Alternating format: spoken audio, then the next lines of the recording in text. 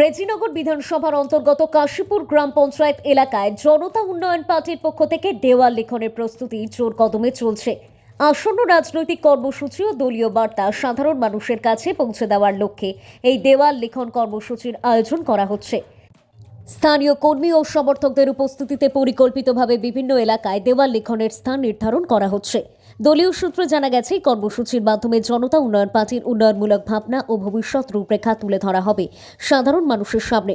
বর্তমানে কাশীপুর গ্রাম পঞ্চায়েত জুড়ে রাজনৈতিক তৎপরতা বাড়তে শুরু করেছে, আর তারই অংশ হিসেবে এই দেওয়াল লেখন কর্মসূচিকে ঘিরে উৎসাহ উদ্দীপনা লক্ষ্য করা যাচ্ছে কর্মী সমর্থকদের মধ্যে।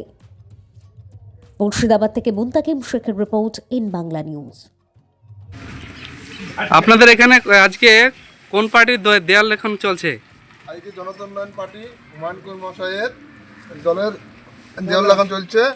আমরা মানুষের কাছে গিয়ে এবং দেয়াল লিখে যে আমরা পরিস্থিতি মানুষের বুঝতে পারছি যে এখানটাকার 90% মানুষ জনতা পার্টির পক্ষে, এবং এখানে তৃণমূল কংগ্রেস কোনো পার্টির পক্ষে কোনো দেয়াল লেখান মানুষের মনে চাইছে না।